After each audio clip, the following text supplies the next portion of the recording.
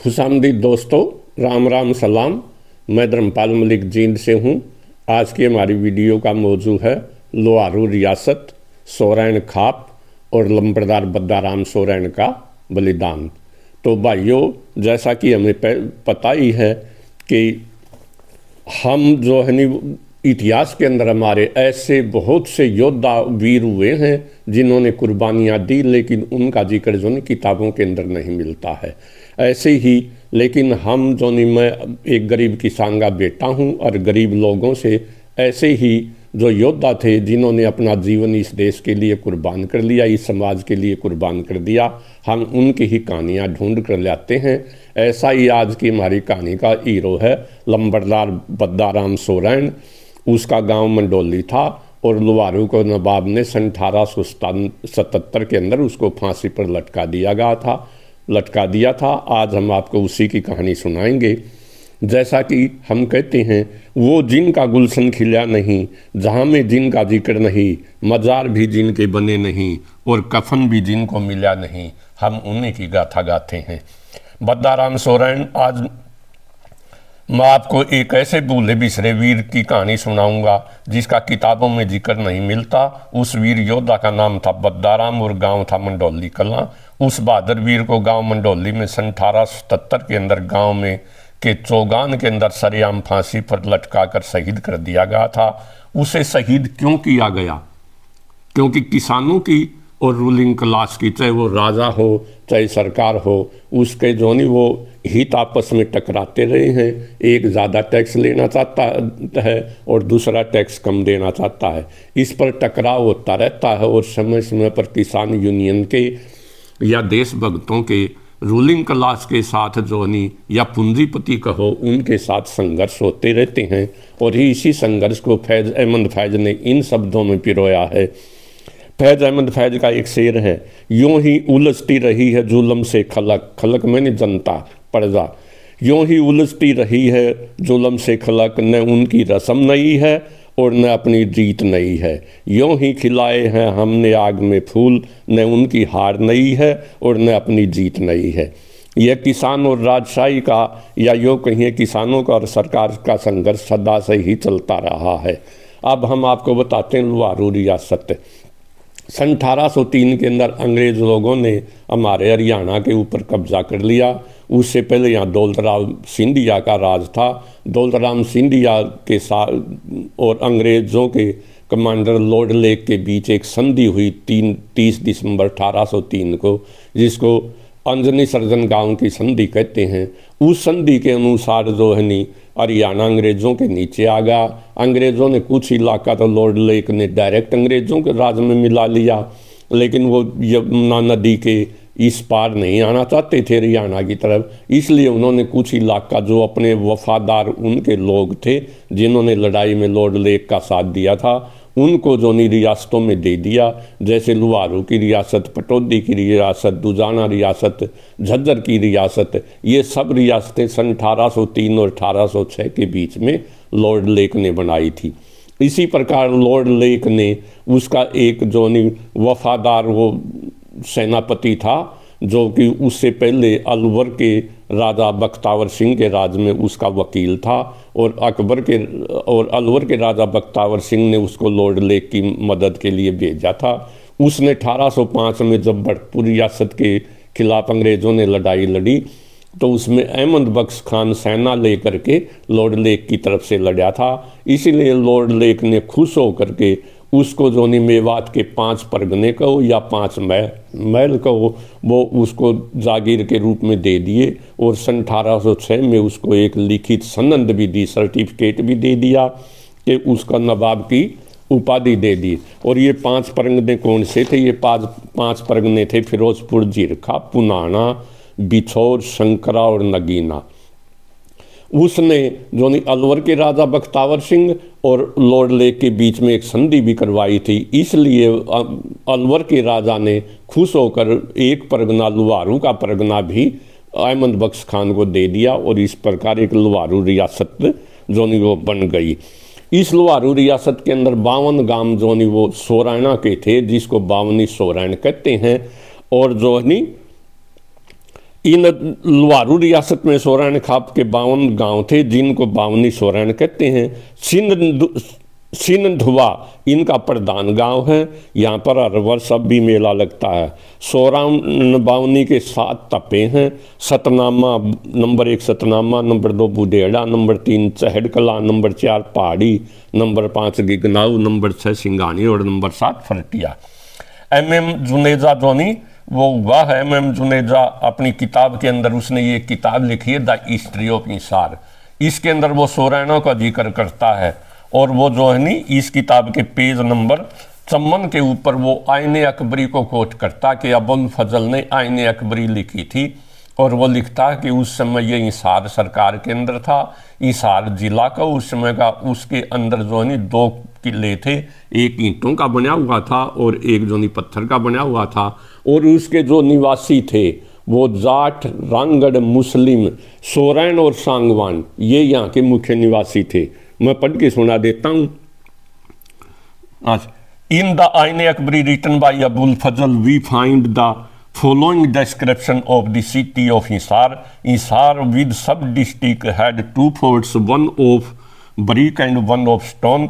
The inhabitants were mostly Jats, Rangad, Muslims, Sorain and Sangwan. इस प्रकार से ये सोरैनों का इलाका प्राचीन काल से रहा है, ऐसा जो है नी MM आईने अकबरी के अंदर अबुल फजल कहता है। इससे ये सिद्ध होता है कि सोरैन बड़ी आबादी में हिसार जिले के में अकबर के समय में भी रहते थे। तो अकबर जो लुहारू का नवाब था उसने जो नहीं, उसके बाद 1857 का गदर आता, उसमें लुहारू के नवाब ने अंग्रेजों का साथ दिया था। और उसके बाद जो नहीं 1 नवंबर, जैसा कि हमें मालूम है कि सन 1857 में भारत में एक बहुत बड़ी क्रांति हुई थी। इस विद्रोह के कारण इंग्लैंड सरकार ने ईस्ट इंडिया कंपनी का राज समाप्त करके अपने हाथ में ले लिया। 1 नवंबर 1858 की घोषणा के अनुसार और महारानी विक्टोरिया ने घोषणा कर दी कि भारत अब ब्रिटिश सम्राट के शासन में आएगा। दिल्ली दरबार सन 1874 में के चुनाव में डिजरायली इंग्लैंड का प्रधानमंत्री बन गया। उसने कानून पास करके 1 मई 1876 को यह कानून बना दिया कि जो इंग्लैंड की महारानी है वो भारत की भी महारानी रहेगी, और बना दिया। उसकी ताजपोशी के लिए भारत में दिल्ली में 1 जनवरी 1877 को एक दरबार लगागा, जिसे भारत की तारीख में दिल्ली दरबार के नाम से जाना जाता है। 1 जनवरी 1857 को अंग्रेजों का जो उस समय का वायसराय था लॉर्ड लिटन, उसने एक दरबार लगाया और उस दरबार के अंदर घोषणा की।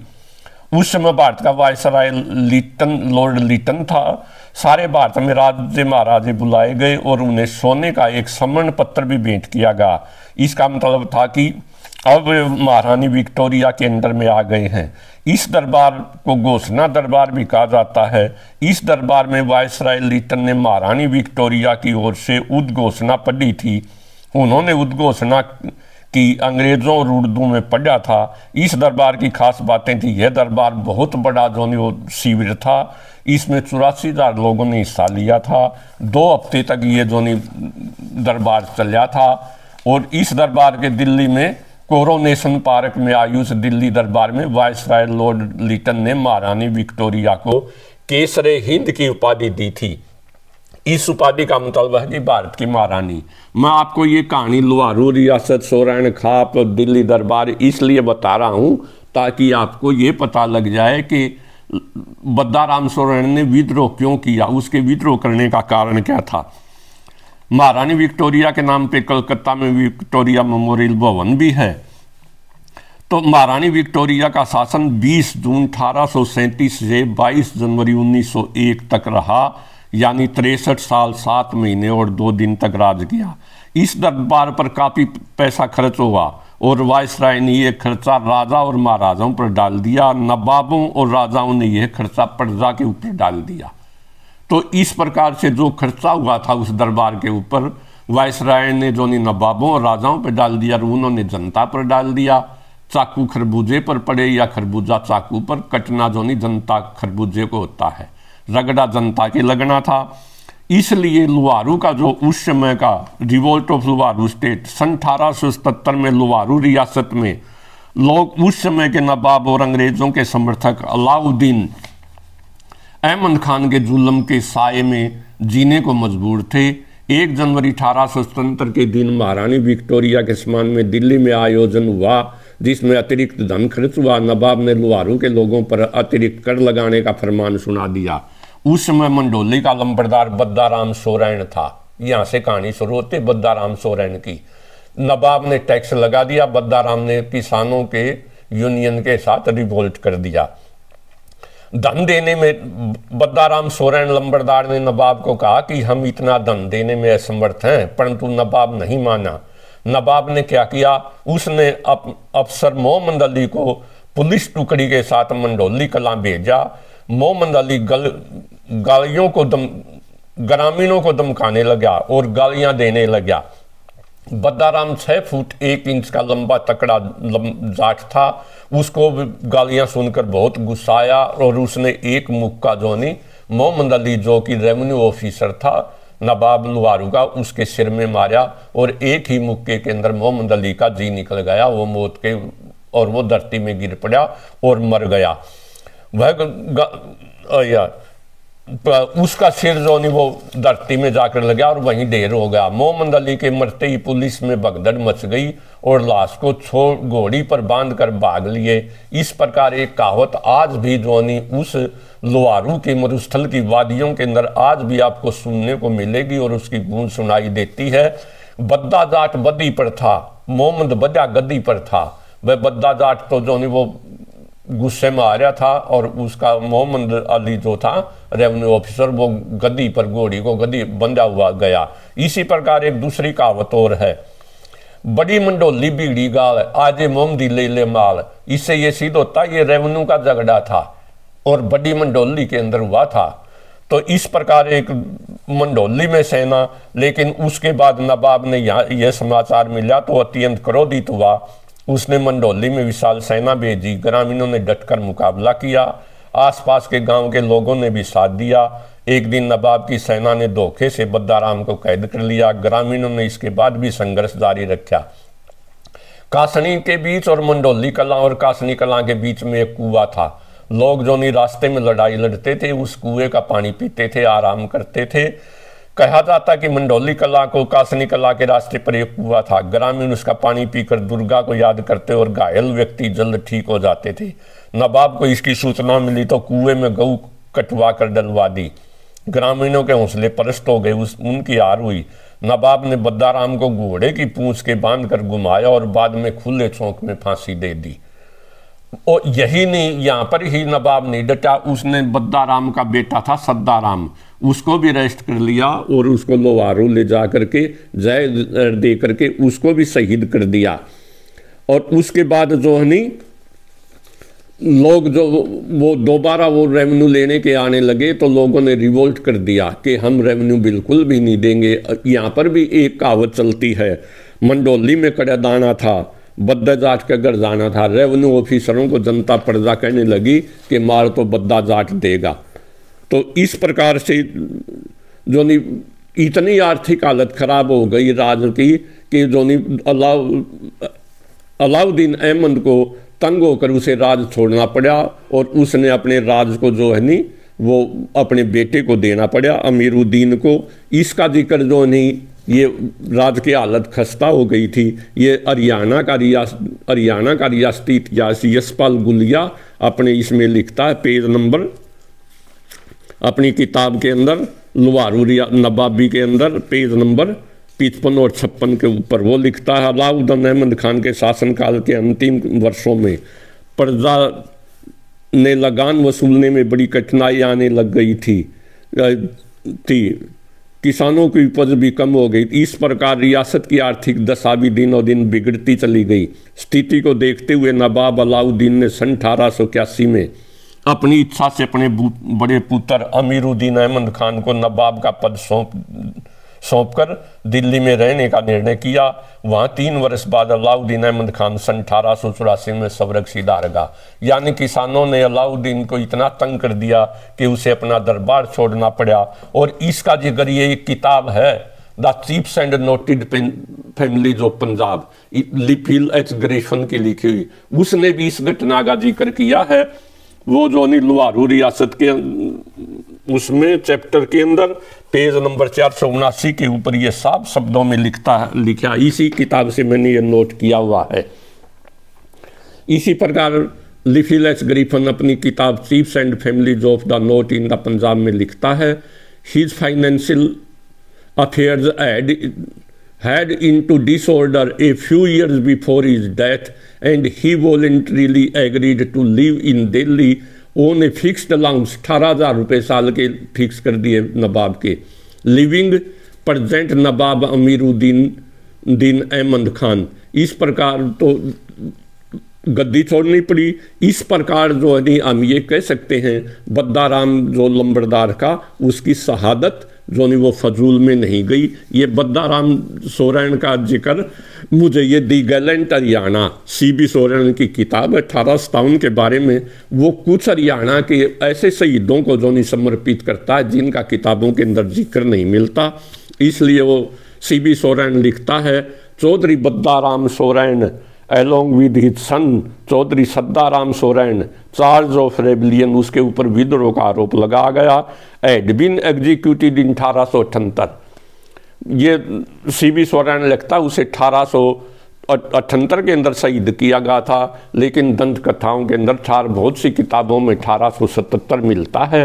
तो ये था बद्दाराम सोरेन के बारे में। इस प्रकार बद्दाराम लंबरदार की शहादत फल आई, क्योंकि लोगों ने के अंदर एक क्रांति की भावना पैदा हो गई, उन्होंने टैक्स देना बंद कर दिया।